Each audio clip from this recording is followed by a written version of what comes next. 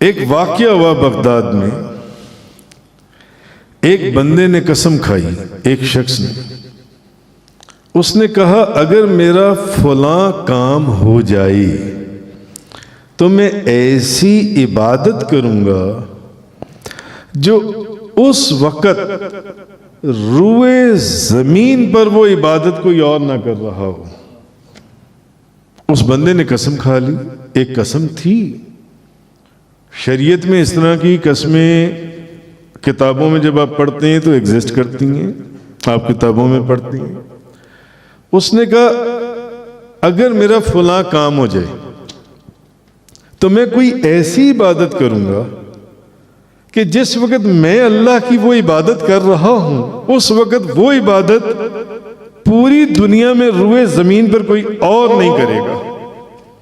یہ اس نے قسم کھا لی، اور اس نے کہا اگر میں ایسی عبادت نہ کر سکا تو میری بیوی کو 3 طلاق دی۔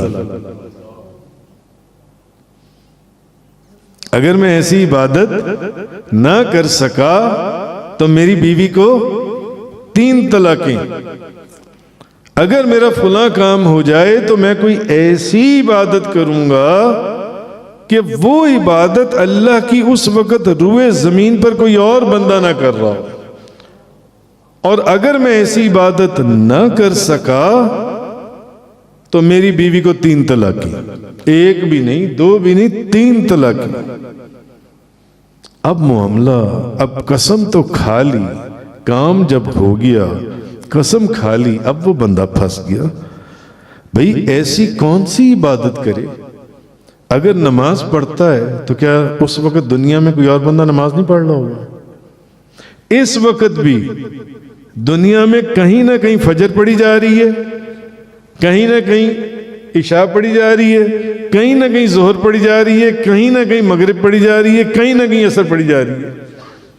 آپ لوگ جب پاکستان میں عشاء پڑھتے ہیں، ہم لوگ، میں پچھلے دنوں اپنے بیٹے کے پاس گیا ہوا تھا، ہم لوگ وہاں پر اس وقت فجر پڑھ رہے ہوتے ہیں۔ بھئی اب اگر نماز پڑھے تو کوئی اور بھی نماز پڑھ لے۔ اس نے تو قسم کھائی ہے کہ ایسی عبادت کروں گا جو اس وقت کوئی اور نہ کر رہا ہو، اور اگر میں نہ کر سکا تو میری بیوی کو 3 طلاقیں۔ روزہ رکھے تو وہ بھی دنیا میں کوئی نہ کوئی اس وقت روزے دار ہوگا۔ قرآن پاک کی تلاوت کرے تو کوئی نہ کوئی تلاوت کر رہا ہوگا، درود شریف پڑھے تو کوئی نہ کوئی درود شریف پڑھ رہا ہوگا، کسی اسم کا ذکر کرے وہ اسم کوئی نہ کوئی پڑھ رہا ہوگا۔ تمام علماء نے کہا کہ بھئی تمہاری بیوی کو 3 طلاقیں ہو گئیں۔ علماء شام کے پاس فتویٰ گیا، انہوں نے کہا اس کی بیوی کو 3 طلاقیں ہو گئیں۔ تمام علماء عراق کے پاس فتویٰ گیا، آس پاس کے ملکوں میں فتویٰ گیا، سب نے کہا کہ اس کی بیوی کو 3 طلاقیں ہو گئیں۔ اخیر یہ معاملہ حضور غوث اعظم کے علم میں آیا، وہ بندہ حضور غوث اعظم کے پاس آیا۔ حضور غوث اعظم شیخ عبد القادر جیلانی آپ فرمانے لگے اتنا یہ ہے اتقوا فراست المؤمن فإنه ينظر بنور اللہ، اللہ کے ولی کی فراست سے ڈرو، وہ اللہ کے نور سے دیکھتا ہے۔ اس کو اللہ نے جو علم اور فراست دی ہے۔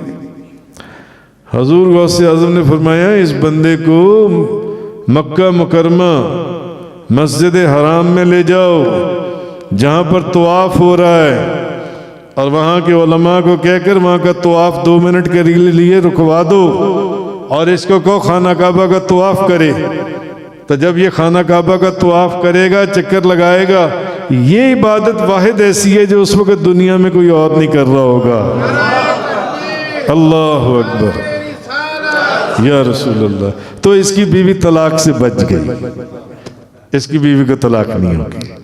اس کو وہاں لے جاؤ مکہ مکرمہ مسجد حرام میں، اور علماء کو کہہ کہ طواف بند کرا دو 2 منٹ کے لیے، اس کو خانہ کعبہ کا طواف کرے، جلدی سے طواف کر لے، اس کی بیوی کو طلاق نہیں ہوگی۔